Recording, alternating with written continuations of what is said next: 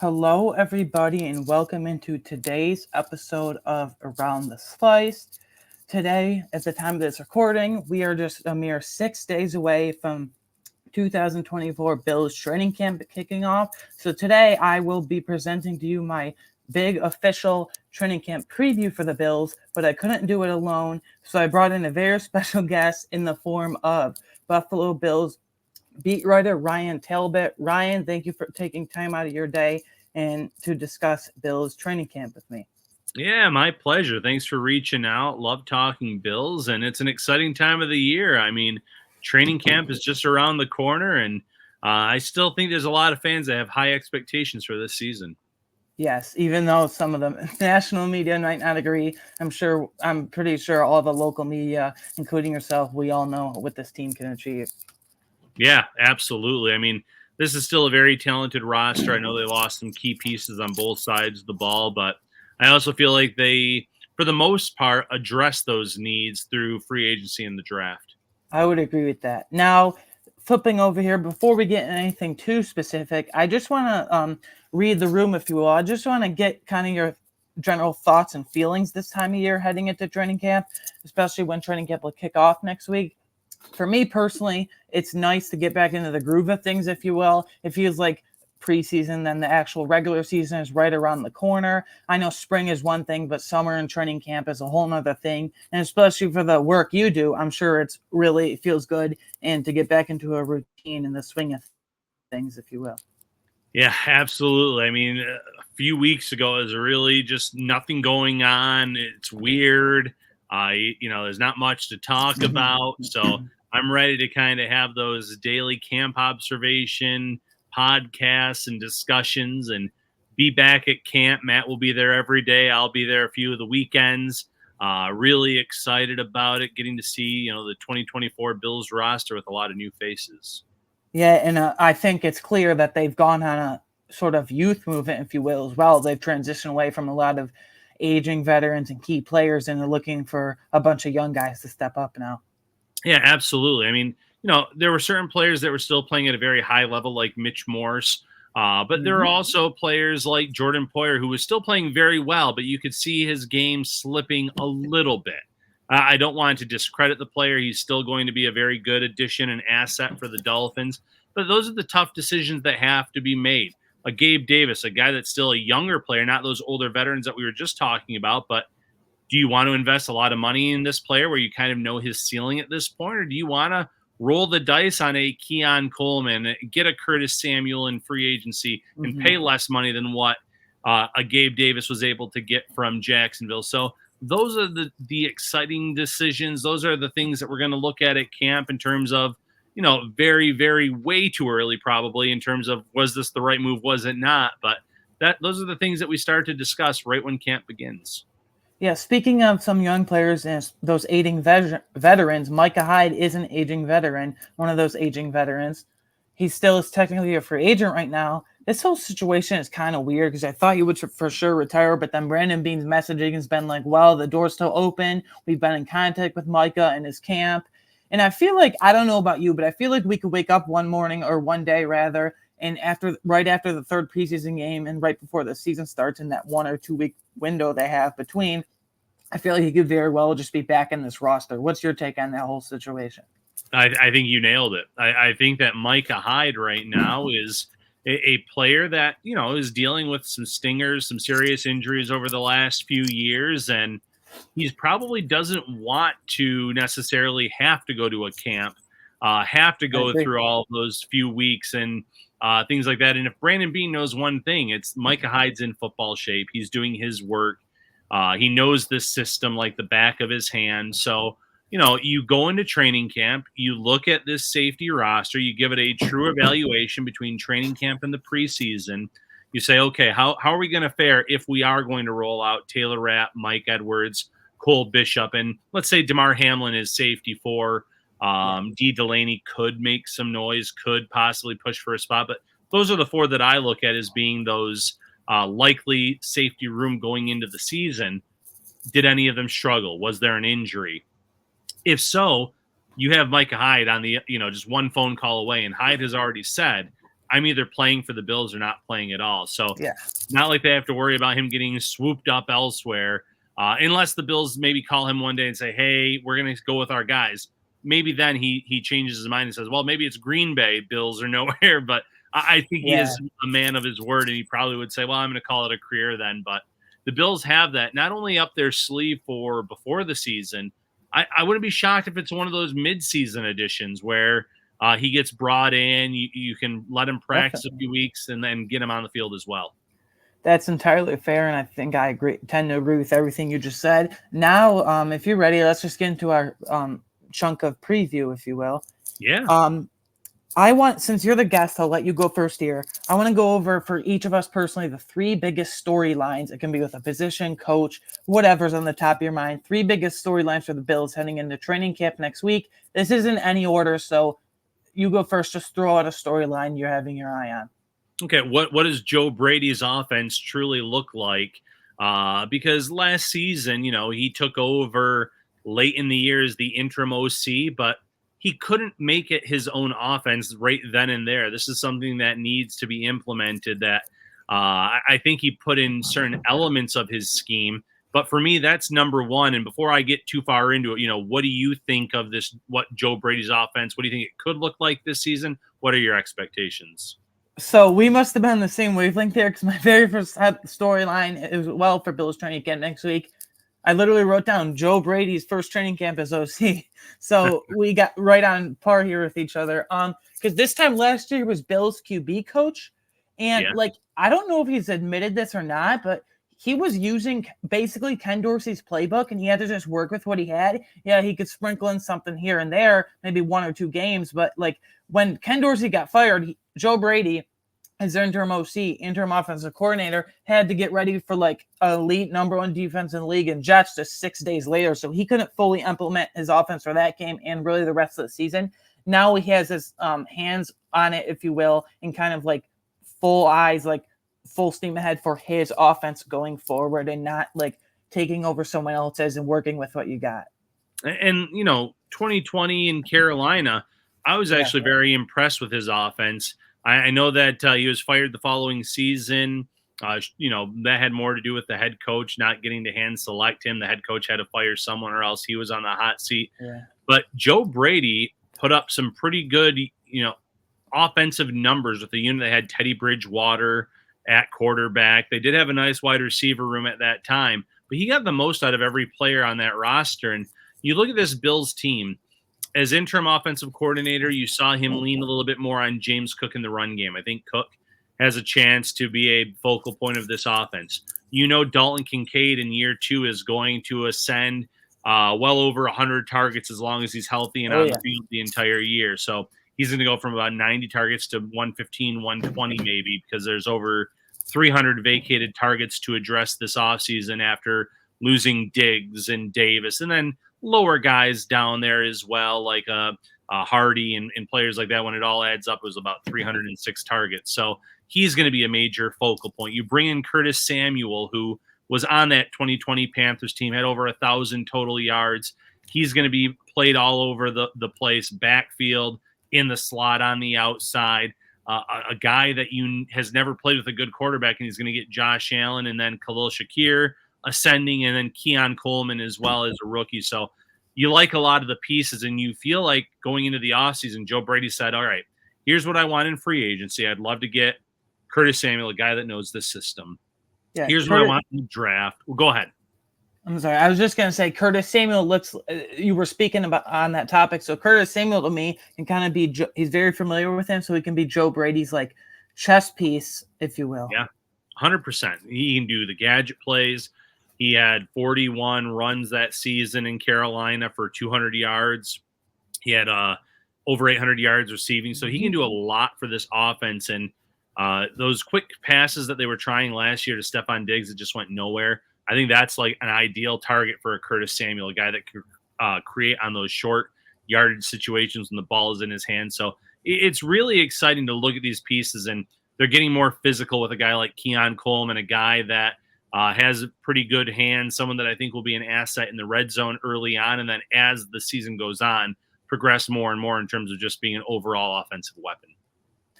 Speaking of the weapons, my second biggest storyline for heading into training camp next week is what will these weapons around Josh Allen after Dalton Kincaid look like? Because I fully expect Kincaid to be this team's quote unquote wide receiver one. So after him, between Curtis Samuel, Khalil Shakir, Matt Collins sprinkled in here and there, Keon Coleman, the rookie, what will it look like? In training camp, I'm looking, where do these guys line up? Who plays at the starters? Who plays with the backups, first team, second team, and all that? What opportunities do they get in each day and each individual practice? That's kind of a telltale sign, if you will, of like who's working with who. Like who's working with Josh Allen, who's working with Mitchell Trubisky. And I know people freak out as a wide receiver. One, after Dalton Kincaid, Brandon Beane and Sean McDermott have told you, like, not specifically come out and said it verbally, but like actions speak louder than words. So in this case, they do, because with their actions, they're going with wide receiver by committee, if you will. And Josh is going to spread it around. And I don't know about you, but I'm perfectly fine with that. So I'm looking where these guys line up starting next week and what opportunities they get. Yeah, listen, they're going to try to stress opposing defenses in terms of you don't know where we're going with this ball. Whereas in years past, it's, Stephon Diggs is going to get a lot of looks game in, game out, and teams could kind of adjust in game plan for that. So, yeah, I agree. It's a wide receiver by committee approach. I think early on in training camp, obviously the big three are going to be Khalil Shakir, Curtis Samuel, and Keon Coleman. Coleman, they might slow play him a little bit because he's a rookie, but I mean, Brandon Beane's been on record saying this is our X receiver to start the year. So I anticipate him being high up there on the depth chart early on at training camp. But it will be fun to watch in terms of where other players are. Matt Collins comes in. He's been a vocal guy this spring, coming off of a down year, but he was in Atlanta, and the quarterback play in Atlanta last year was just atrocious. So he did contribute very well in terms of when he was in Las Vegas as a receiver. I think he's the guy that you'll see on that second team, maybe get mixed in with the ones here and there. MVS from Kansas City. I think that his role specifically in Buffalo is going to be a field stretcher. Totally. Because we saw that when they could stretch the field last year, they weren't necessarily throwing it down the field, but it opened up things underneath. And MVS can be a valuable contributor just if he can take someone downfield with him and open up something in the middle of the field, whether it's for a Khalil Shakir or a Dalton Kincaid. Chase Claypool, what can he do here at camp? He had a nice spring. Can he build off of that and really assert himself as that wide receiver 5, wide receiver 6? And then you have a lot of other guys that are just going to be fighting for jobs in that wide receiver room that are intriguing. Justin Shorter a year ago, they drafted him. A lot of fans were high on him. I don't think necessarily his odds are in his favor of making this roster unless he has a great training camp. Ryan, do you have a second training camp storyline to give us here today? Yeah, I'm going to go defensive depth in terms of two specific areas. Do they have enough defensive depth at edge, and do they have enough defensive depth at cornerback? Yeah. When I look at the edge position, they're counting on 3 players specifically to really play bigger roles. Von Miller, they expect him to kind of look more like his old self. And I think he had a really nice spring. He is over a year removed from his injury. You hope that that's the case. You expect Greg Rousseau to take another step. He's been a great addition to that room in terms of run stoppage, but hasn't necessarily reached the ceiling that I think some expected as a pass rusher. He has had some nagging foot injuries, though, ankle injuries, things like that have hampered him, some that weren't announced in season. You found out after. Epinesa was having a career year until he suffered the rib injury in season. Those are your top 3. But then you have a lot of other guys. You brought in Casey Toohill in free agency. Can he be a guy that can be defensive end number 4? Is it Kingsley Jonathan, Javon Solomon? Do they have enough there because they lost Leonard Floyd and they couldn't afford to pay Leonard Floyd what he was likely looking for, and he had a nice season in Buffalo, but they're going to miss that double-digit sack production if those first 3 guys don't step up and take on some of that role. And then at cornerback, I would argue pound for pound that the Bills might have the best starting cornerback trio in the league between Rasul Douglas, Christian Benford, and Taron Johnson. That's fair. But the depth is what worries me. If one of those guys goes down, what is your plan? If Taron Johnson goes down, you're losing an all-pro player. And, Cam Lewis has played in that role in terms of the backup nickel. That could be what he does. Maybe he comes in. But you don't have that level of faith in him. Daquan Hardy that they drafted, I love Hardy. He was one of my favorite nickel cornerbacks in this draft class. Will he be ready to take on a role like that? The outside cornerback spot, though, is what scares me the most.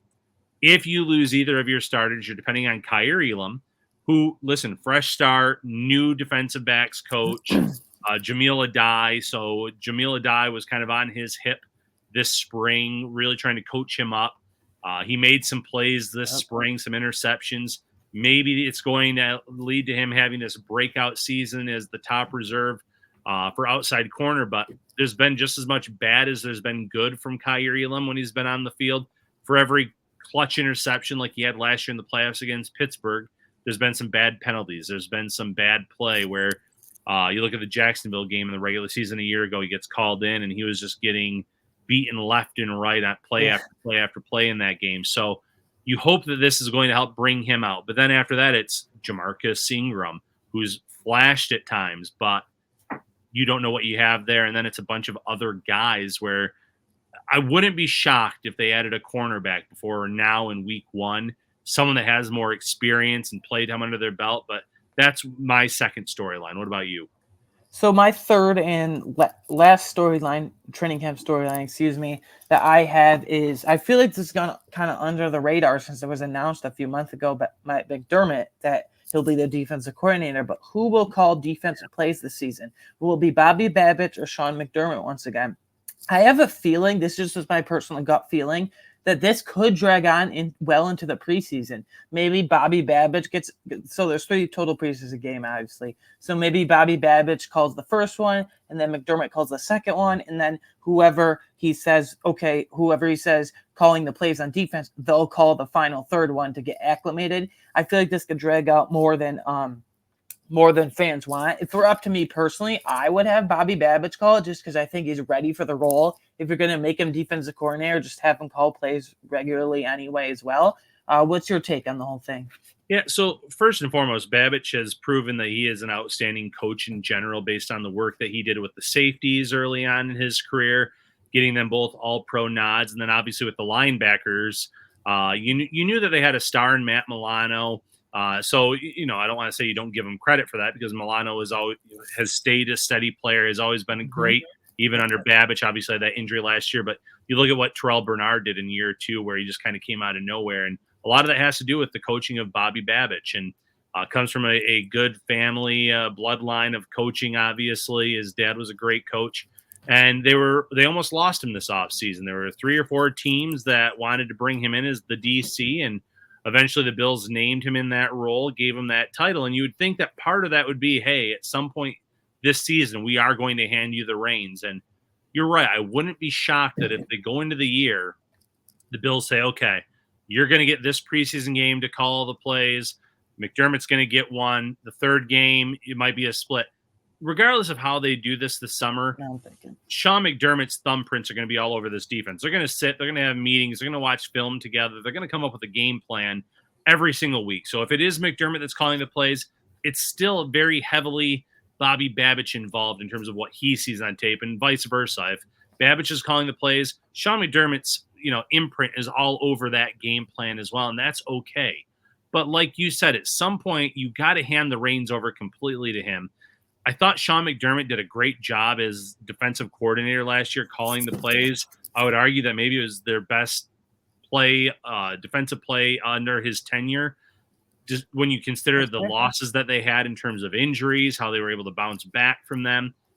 But at the same time, that's a lot on his plate where you're having him call the defensive plays. He has to have the head coach responsibilities. And, he brings in Perry to be the replay kind of guru that will call down to him, the coaching staff. That takes a little bit off of your plate to bring in an expert that knows all the rules. But he can take even more off of his plate, be more involved in the entire game plan, special teams, even offense. That's not his forte, but being more involved in the offensive meetings on a week-by-week basis if he were to hand those reins over to Babich. Yeah. To that point, I was wondering, especially in the first half of the season, where a lot of times it felt like the offense was like full of turnovers with Josh Allen and fumbles and stuff, James Cook even, and went south. Do you think, I personally think it's a little bit of it, but do you think that was because Sean McDermott was so preoccupied with defense and defensive meetings and all that, and he just didn't have as much like imprint on the offense and as much time to spend with those guys? It's a possibility. I will say this. I think there was a lot of bad luck involved for Ken Dorsey, Yeah. who ended up losing his job, because when you look at the metrics in terms of the yardage, in terms of the way they moved the ball, they were pretty efficient in doing so. Now, there was some predictability issues there. It felt like second and long, they were running the ball every time, which was kind of baffling when you have Josh Allen and the way they were doing things. But the metrics say that Ken Dorsey didn't do a terrible job as offensive coordinator. But it's also interesting that Allen wasn't running the ball as much early on in the season, Yeah. and it wasn't until he was replaced by Joe Brady. So I'm sure that Sean McDermott, maybe being preoccupied elsewhere, maybe that factored in, because he's a defensive minded coach, but he can sit in on an offensive meeting and say, hey, here's how these guys scheme it up on defensively, where Josh, you need to have eyes in the back of your head, and James, you need to protect that ball because they're going to try to come from behind and pop it out. They've seen that Yep. happen. So yeah, absolutely. If he does hand over those reins, I could see him being more involved in those offensive meetings where he can talk about what he sees from that defense, what he knows about it, what to expect, and kind of help prepare that offense a little bit too. Okay, next, this is like a fun exercise / topic I really like to consider every single year. And it is the question of who is your 2024 training camp darling? There's obviously one of these every single year, one or two of these every single year. It feels like fans really fall in love with through training camp with the preseason process. They really want them to make the roster. Whether they actually make it or not, that's a whole nother topic in of it itself. But my 2024 training camp darling guy really turned some heads, if you will, is wide receiver Tyrell Shavers. I really think he can push for wide receiver 6, and I'll get to that in a minute when we talk about some position battles in camp starting next week, obviously. But you've heard Brandon Bean, on like 2 or 3 different occasions this offseason over the last few months, like call out Tyrell Shavers in a very positive way, like by name. Like it's got to feel very, very good to get recognized by name by your GM as just a second year UDFA. That's got to feel really good. So what are your quick thoughts on Tyrell Shavers there and my pick, and then we'll get your training camp darling for this year. Yeah, I like that pick because you're right. Brandon Bean, specifically when naming wide receivers, mentioned Tyrell Shavers, a UDFA from 1 year ago, but didn't mention Justin Shorter. And maybe that was to try to light a fire under Shorter. Maybe he really is high on Shavers.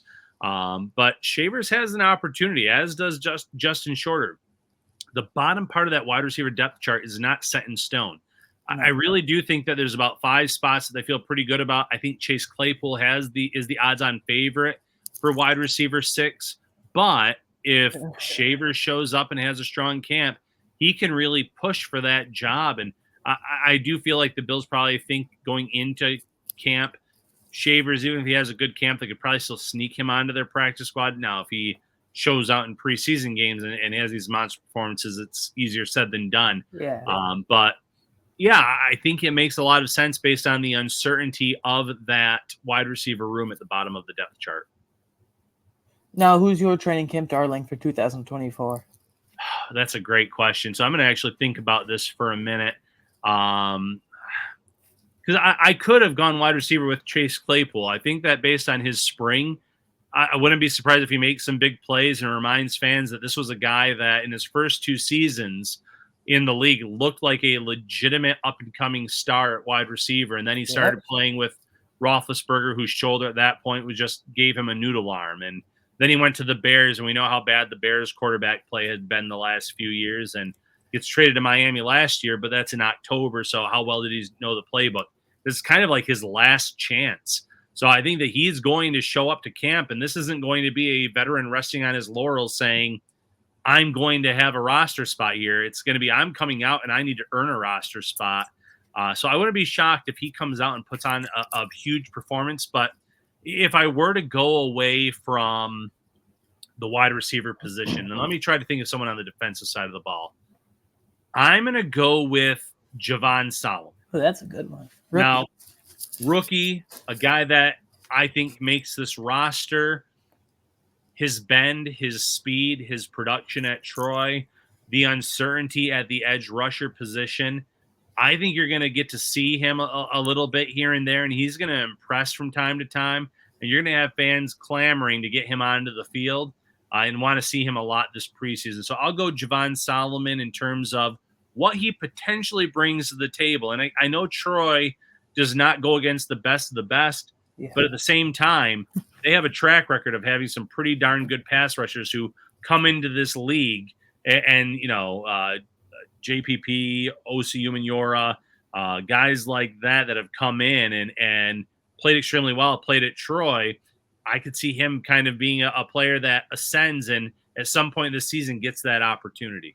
I could be wrong in this, but was DeMarcus Ware from Troy or no? It was Ware and not JPP.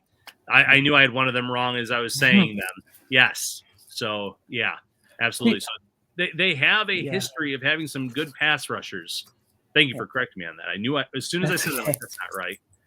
To your Javon Solomon kind of topic and consideration there, I really like him. Now, my only thing with him coming out of the draft, like he has pretty like big and severe run defense limitations. So I don't think he's an every down player right now. I think he's just a specialized pass rusher on long and late downs. But that's fine because on long and late downs, the Bills have been exposed, it feels like. So if he's a specialized pass rusher on long and late downs, I see that as fine, that we need that anyway. Yeah, and that's the beauty of it. So if it's a 3rd and long, you put him at one edge position. You put, let's say, Von Miller at the other.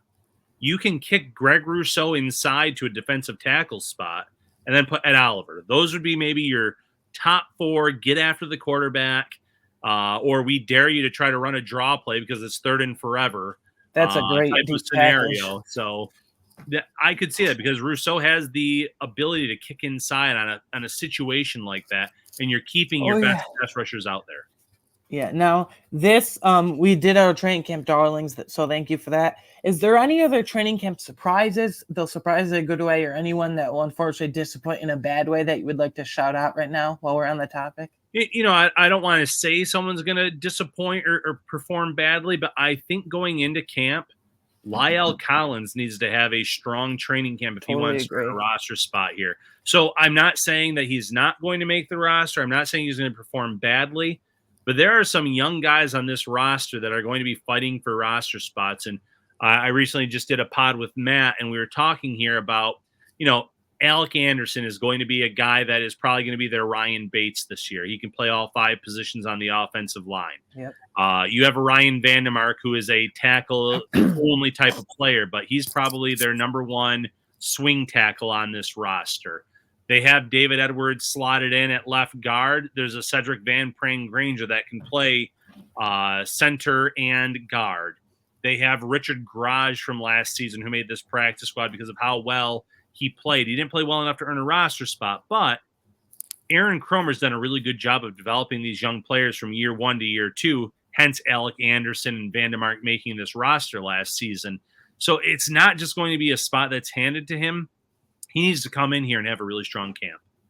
Yeah, now, I don't want to say this guy's going to really disappoint like bad, but I know you really like Chase Claypool, and so this might contradict your point and a lot of other fans' point, but I know he had an excellent spring. But I feel like when the pads come on for training camp, especially, and then through the preseason, it's just not going to translate, if you will. I don't really know how to explain it. I just have a hunch and a gut feeling that he's not really going to do anything significant in the preseason, and he's going to be on the outside looking in when it's all said and done. And that very well could be, as I said earlier, this could be his last chance in this league. He didn't perform well late in his tenure in Pittsburgh. He didn't perform well in Chicago. He didn't do anything of note for Miami after he was traded there. He has 2 years of solid football production in his first 2 seasons that he can go back to and say, I proved that I can play in this league. But you're right. He has to show it this summer as well. I mean, I said the top 5 spots at wide receiver, in my opinion, are locked up. We already mentioned the top 3. I have Mac Hollins as number 4. I have MVS as number 5, based more so on his guaranteed money than anything else, $2.25 million. It's not a total that you couldn't cut, but at the same time, I think the Bills would like to have him on this roster. But that wide receiver 6 is wide open. It is not Chase Claypool's job. I have him as the favorite for it, but he could easily get unseated by a Tyrell Shavers, a Justin Shorter, maybe a KJ Hamler. Hamler could be one of those training camp darlings or surprises. He has all the speed in the world, but he's had a terrible history of injuries throughout his career as well. Yeah, I have let's see, 6 other players that I want to shout out real quick. Sure. For having like in a surprise training camp is in a good way. Chase Clue was my only disappointment, but running back Frank Gore Jr. and then wide receiver KJ Hamler, you just talked about him, but I've heard him be described as a medical mess, so that's not very encouraging. But we'll see what that does. Tight end Zach Davidson, who it seems like could Good really spring. like excellent spring. Offensive tackle Richard Garage, for some reason, I'm really intrigued Oh, by. I loved Garage last year. And I don't know, like if you've heard this too or observed this as well, but I heard the Bills are cross training him at tackle and guard, so that's really interesting to me. And then corner Jamarcus Ingram, he seems like the poster boy for like preseason standout and training camp every single year, surprise.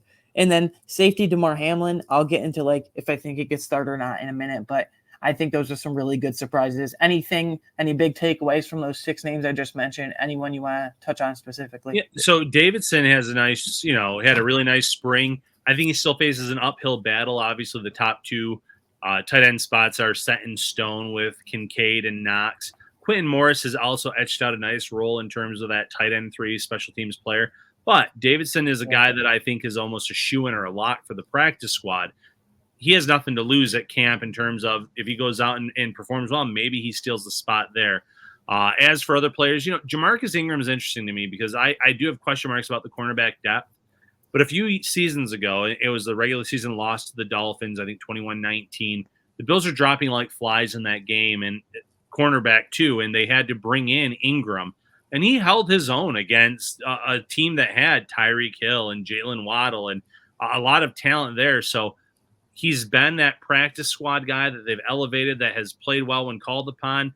They've always had that guy waiting in the wings. It was Dane Jackson for a few years.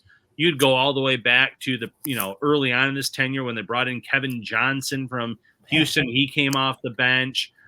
They find these guys that they coach up and develop, and wouldn't surprise me if he is this year's version of that at cornerback.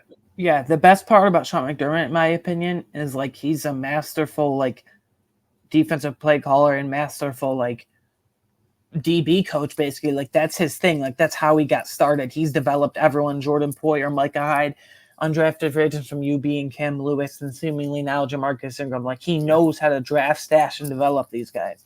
Yeah, I agree completely. Also, one more thing on tight end Zach Davidson. I kind of heard this a few days ago. Maybe it was last week. I can't exactly remember. The Chiefs aren't having Harrison Butker kick off anymore. They're going to do it with safety Justin Reed because they don't want kickers tackling with these new rules. A lot of teams. Zach Davidson kicked in college, I heard someone say. And, this sounds crazy to me personally, but could you see where he's, on the teams that turn 3 or 4 just to be a kickoff specialist instead of Tyler Bass? I don't know. I just heard that theory the other day. You know what? One, I'd have to look into see if that's true because that's impressive. Yeah, I didn't know that if that is the case with Zach Davidson doing kickoffs or being able to kick.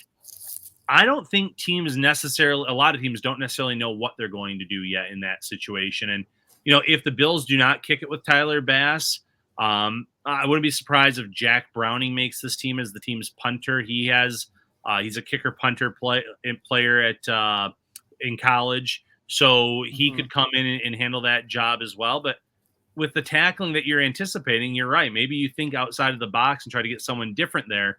But there's also something to be said about the specifics of where you need to kick it, or if you're just going to kick it out of the end zone, whatever the case may be, because it's going to be interesting. I did like how they're using this rule from the UFL or originally the XFL.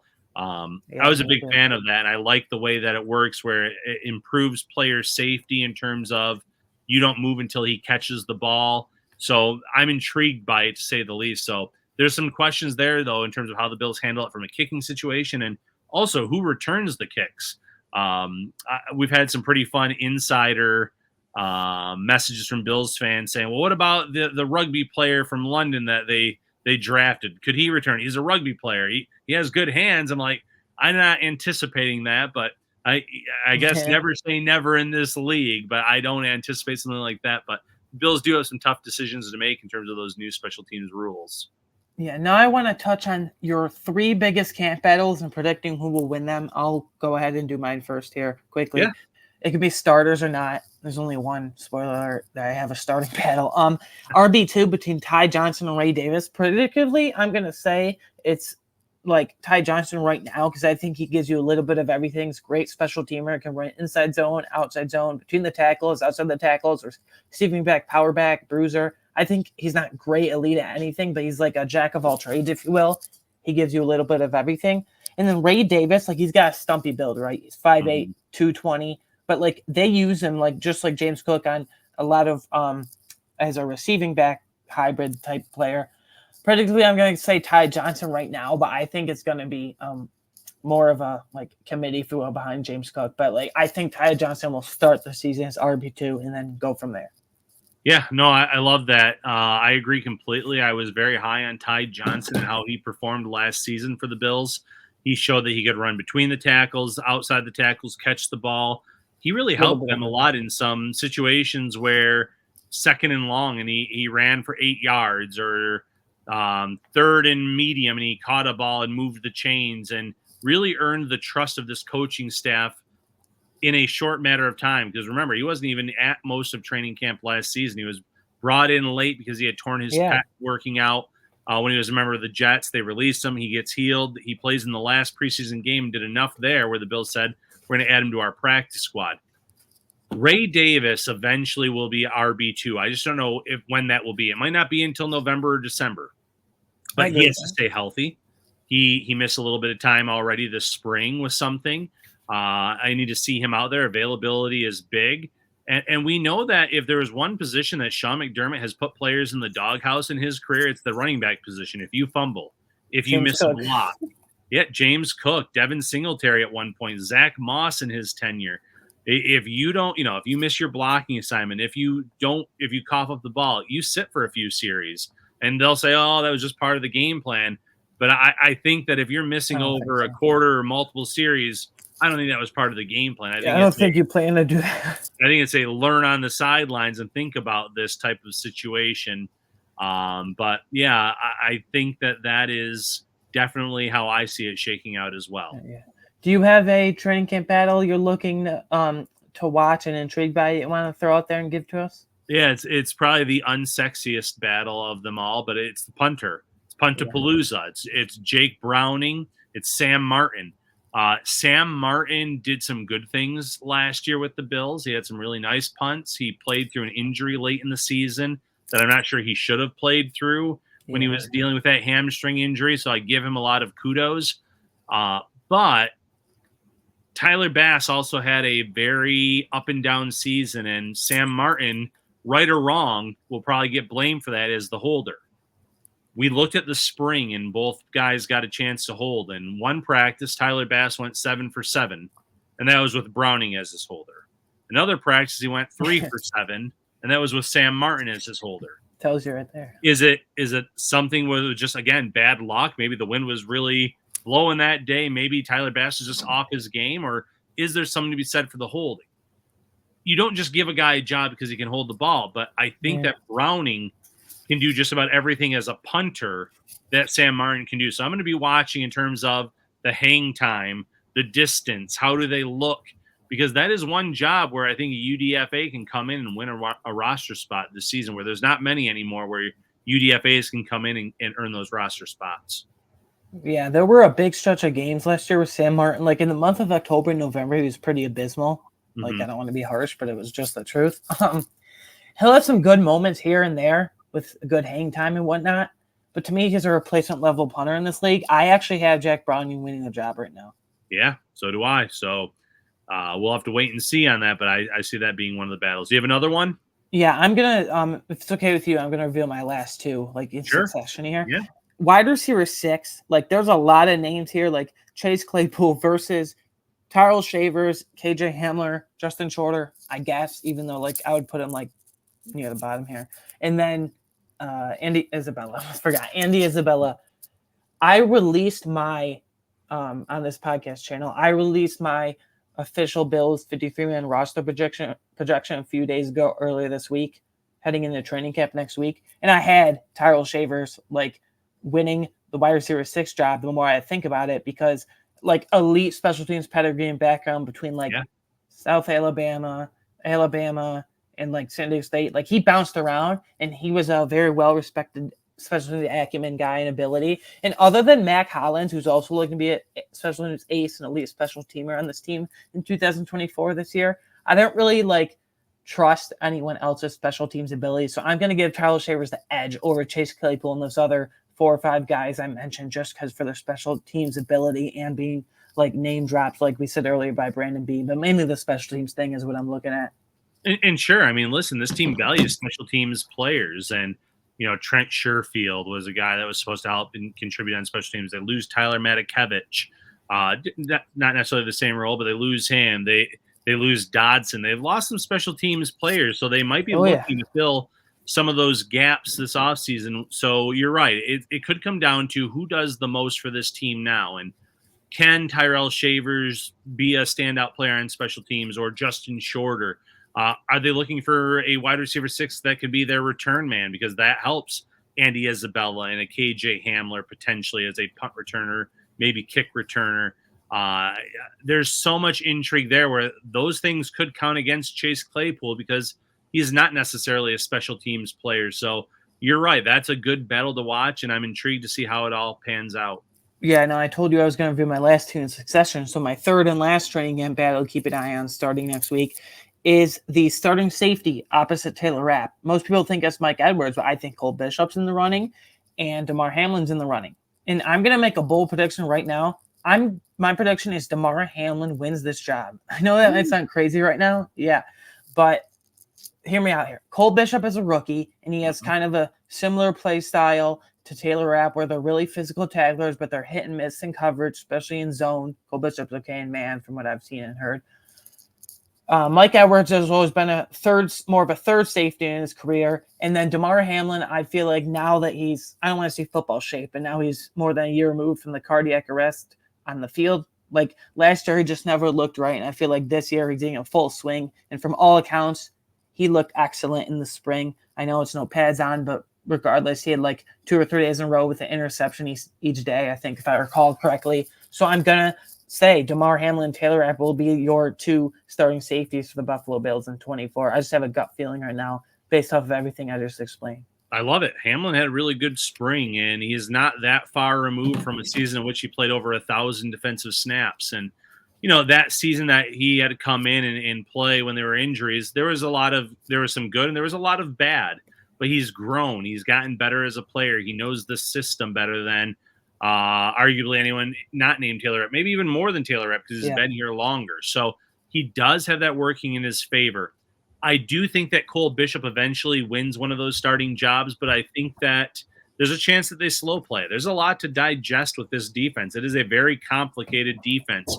We hear players say that all the time. So, Bishop brings versatility. He can play all over the place in terms of how you can utilize him as a safety. You can blitz with him. You can play him back. You can play him in the box. Whatever you want to do, he can do it. And he has good athleticism, maybe where he can wipe out tight ends. But coverage, you have to see how he fares this spring and this summer, with that. So I think he eventually claims one of those spots. Mike Edwards, I have penciled in opposite Taylor Rapp right now, but it's penciled in. It's not in Sharpie. Yeah. I really think that this safety room, that it could be something too where, like we already said earlier, maybe Micah Hyde gets a call at some point this season to come in and help stabilize this unit. So would not surprise me whatsoever if there is a little bit of a surprise at the safety position.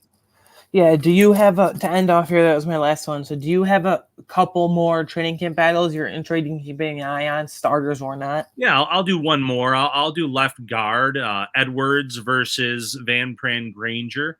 I think that David Edwards wins that job for a variety of reasons. One, he already knows the system, not just from being in Buffalo last year, but he is someone that Aaron Cromer brought in specifically because of their time together with the Rams. When he was with the Rams and Cromer, he played at a pretty high level. He had some bad luck with injuries. I believe concussions off the top of my head were the issue. But last year, as that extra lineman, he came in. He fared very well. He's probably going to get that first crack at the job, and I anticipate him winning it. But Van Pran Granger, when they drafted him, I thought he was more of a center-only type of prospect, but the Bills think that he can play guard as well. So he played at a major program in Georgia. He played at a high level. If he can learn his responsibilities at guard, I think there's a chance for him to at least push Edwards a little bit this summer, give him some competition. But at the same time, maybe the Bills look at him and say, we want him as our center too, while they do have other options there. Maybe it's best to kind of let him grow into that position where that could eventually be his job in the next few years. That's interesting because, to your point, I wasn't really aware and knew that Cedric Van Granger, when they drafted him, had upside at guard. But like, I trust Aaron Cromer, so I guess he does. And Brandon Beane, I believe it was, at the post-draft press conference, said that they look at him as someone that has guard upside. And maybe we get to camp and we don't ever see him at guard. Maybe he's only playing at center. And there's certain things we can report and can't report at camp, but I'm sure fans in the stands will say, "Oh, I saw him here." Which, that's part of it as well. But the Bills have said that they see him as guard upside. I saw him as a pure center prospect, but we'll see. Obviously, they scout and evaluate these guys well, and I think that maybe he could at least make things interesting this summer if they are truly high on him as a guard prospect. Now, I'll let you go first on this one. Do you have one under the radar camp battle that you feel like no one's talking about right now? Under the radar, no one's talking. Or maybe little talking about? No, I don't know if I do. What do you have? So I know we were just talking about him as a guard, but like starting center, Connor McGovern versus Cedric Van Granger. Okay. Going back to this, I know it feels like they were intentional with the cutting Mitch Morse thing and then signing Connor McGovern, moving over from left guard to center. But what if David Edwards isn't ready to be a full-time starter again in this league as the starting left guard? Because he hasn't been a full-time starter in like 2 years with the Rams, because last year he was the jumbo tight end here in Buffalo for the Bills. And with Connor McGovern, he's only played 100 total snaps at center in his NFL career. He hasn't consistently played center since his Penn State days, which was like 5 or 6 years ago at this point. So what if he's not ready for that either? Cedric Van Granger was my absolute favorite pick, not by much, but he's my favorite pick of the entire draft back at the end of April when it happened, even more than Keon Coleman, because I really like the upside. I really think you could push Connor McGovern. I'm going to say right now, Connor McGovern is the week 1 starter, but I won't be surprised if he gets some looks at starting center in the preseason. And like Cedric Van Granger was a 3-year starter with 2 national championships in the SEC. Thinking about what defense is going against there, like that's no small thing here. Multiple time captain as well, correct? Yeah, that's right. I forgot about that. Yeah. So listen, the Bills have said everything right about Connor McGovern at center in terms of they feel it's maybe his natural position. When they signed him originally, they thought that he could end up being the center of the future. They pretty much immediately announced him as the center of this team after they moved on from Mitch Morse. They still have to work on the chemistry, the snap connection. We'll have to wait and see if there's any issues there. I do like the wingspan. I do like that he has a little bit more power to his game than what Mitch Morse had, although Mitch Morse was elite as an athlete at center. Depending on what the Bills are trying to do, I can see why that they have McGovern in that center spot. But to your credit, to your point, there's not a ton of recent snaps of him playing at center. Van Granger played at a major program. There are a lot of analysts who are high on him as a center-only type of prospect. I won't rule it out. I could see maybe late in the season if we don't see improvement or if there's struggles there, that opens the door for sure. How they utilize Van Granger this summer could go a long way in terms of what the Bills think about him in terms of, is he our center of the future? Do we want to have him as our number 2 center? They do have other options there. Obviously, Alec Anderson, who can play across the line. They brought in Will Clapp, who I think is on the outside looking in more than anything else. Yeah. They have options, but if Van Granger is settled in as that center 2 all summer long, it speaks volumes about what they see for him now and in the future.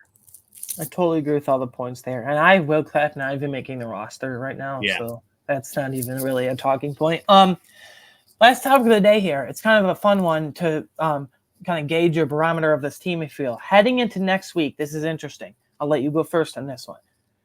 What position group are you most confident in right now for this season and least confident in right now for this season? Most confident offensive line. I love the starting unit. I love the depth that they have built in there, both young talent, some veterans. I don't think necessarily they're getting talked about enough as a potential hot, like top 10, top, even maybe even top 5 unit if everything goes well. Osiris Torrance in year 2. Um, Obviously, you love what Deion Dawkins brings to the table. You have a Spencer Brown type of player who is looking for a new contract, playing in a contract year. So they have some great talent there on that starting unit, and then they have some really good depth too with Ryan Vandemark and some players I already mentioned, Alec Anderson. They brought in Lyle Collins, who's going to be competing for a job. So there's a lot of talent there. That is a unit that I am high on. And then edge position, I guess, is the unit that I have the most question marks about. I want to say I'm low on them. I need to see it. You know, whatever the saying is about, I need to see the baby. I need to see it. I need to see it from this unit. I need to see Von Miller look like the Von Miller that was averaging about a sack a game before his injury in Buffalo. I need to see the Greg Rousseau that the Bills thought that they were going to get when they drafted him in terms of that pass rush upside. I need to see AJ Epinesa stay healthy, and I need to see someone step up as that edge rusher number 4, because they were among the best in the league last year at getting after the quarterback. But they lost, obviously, a big-time player in Leonard Floyd. They lost a depth player in Shaq Lawson, who's still sitting out there. He's another guy that maybe you call him up if there's an injury this summer. But it's a unit that I need them to show that they're ready to take that next step as a unit. Now, me personally, the position I'm most confident in this season and really very excited about is tight end. Yeah. I think you have Dalton Kincaid, who just potential through the roof. I'm looking for a big bounce back from Dawson Knox. And then tight end 3, Quentin Morris, who's an elite special teamer, and then maybe 5 or 10 catches a year, a big end zone threat. And then you have a couple attractable, is that a word? I don't know. You have a couple guys that are attractive for practice squad spots in Zach Davidson, Trey McKitty. So I feel like you're in great shape there. And then group that I'm least confident in, safety, kind of a tie. So safety, I mentioned all the guys, including Taylor Rapp, and then all the other guys I mentioned. They're, I guess, kind of high floor guys, like you know what you're getting, but I don't know if there's any like that untapped potential, like high ceiling, like high level of play from any of them. And then defensive end, edge, whatever you want to call it. You said it. I have questions about everybody there, like Javon Solomon, just a specialist type pass rusher. DeJuan Smoot, are we going to get really good version of him from 2021 and 22 respectively with the Jaguars? Are we going to get injury coming off an injury in 2023 version of him? And then AJ Epinesa, I like, but is he a full-time snack taker? Oh my God. And then or even a full-time starter on the edge spot. And then Greg Rousseau, like, he's been good. I'm looking for him to take that next Ed Oliver-esque leap this season. Great. Sure. Is he like for sure like sack artist for you? And then Von Miller, like, I no clue. So that's just what I'm worried about. I'm least confident in safety and defensive end pass rusher, and then most confident in tight end. That's just how I personally feel right now. No, I love that. And I even mentioned Smoot earlier, talking about edge rushers. This spring, I didn't really, he wasn't really a guy that anyone noticed. And maybe it was just, well, no pads are on, going through the motions. Maybe he shows up at camp and he makes us have to talk about him. But you're right. We don't know if we're getting the guy that was getting 5.5 to 7.5 sacks, it felt like on average in Jacksonville, or the one coming off of an injury that looked like a shell of his former self last year.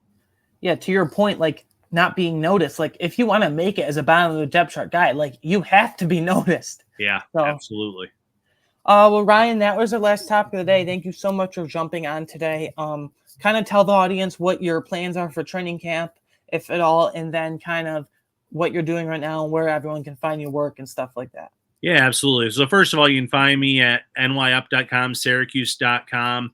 The Shout Buffalo Football podcast is on every major podcast platform. We also stream live to YouTube, Facebook, and Twitter, or X, whatever you want to call it. Training camp plans, really excited about training camp. You can find me at training camp this upcoming weekend. I'll be there on Friday and Sunday. Matt will be there every single day. I have other obligations that will keep me there for some of the weekday practices. Matt will be there every day with his observations. I'll be there then. I'll be at the stadium for the return of the red and blue. I'll be there on August 4th as well. August 4th, circle it on your calendar. After the practice, we'll be at Dorado. We were there last year. It was pouring rain that day, and Wingnuts is coming with us once again. Wingnuts went through over 1,600 wings 1 year ago.